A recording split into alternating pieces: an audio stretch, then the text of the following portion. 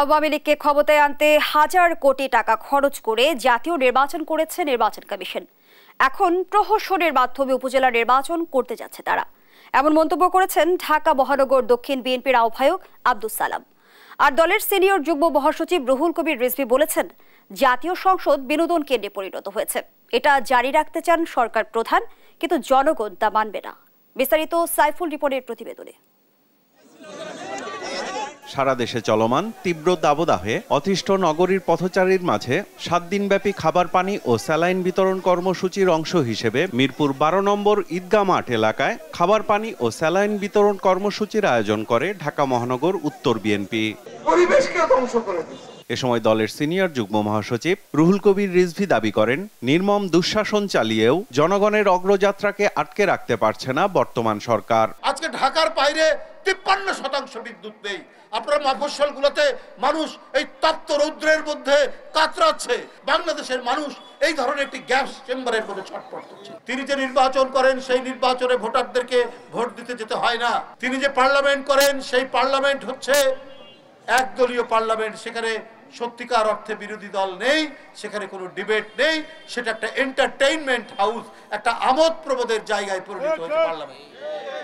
এই ব্যবস্থাটাকেই তিনি জারি রাখতে চাচ্ছেন প্রধানমন্ত্রী, কিন্তু জনগণ তো ওটা মানবে না। পাকিস্তানের কাছ থেকে বিএনপির শিক্ষা নেওয়া উচিত আওয়ামী লীগ সাধারণ সম্পাদকের করা এমন মন্তব্যের সমালোচনাও করেন রিজভী। এতই খুশি ওবায়দুল কাদের বিএনপি দেখে না, অথচ পাকিস্তানও আমাদের উন্নয়নের প্রশংসা করে। বাহ, যে পাকিস্তানের নাম শুনলে 3টা টেকবাজি দিতেন, তারা একটু একটা অন্য দেশ যতই ইয়ে করুক, অন্য আরেকটি দেশকে প্রশংসা শুনেই কথা বলে। এটা একটা রীতি। তো এইটাতে এতই গদগদ।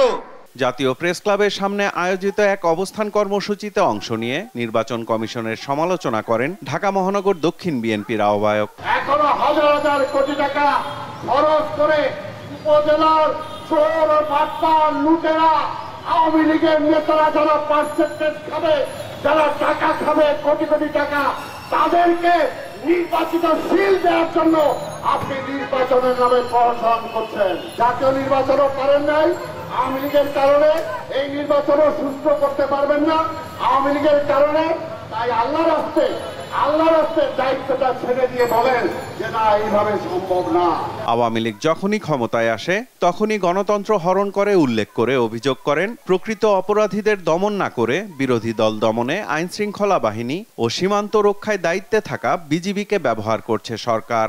তোমরা তো পুলিশ দিয়ে ঠেকাও, আমাদেরকে বিজিবি দিয়ে ঠেকাও, যে বিজিবি একটা বর্ডারে থাকার কথা। সাইফুল রিপন, দেশ টিভি, ঢাকা।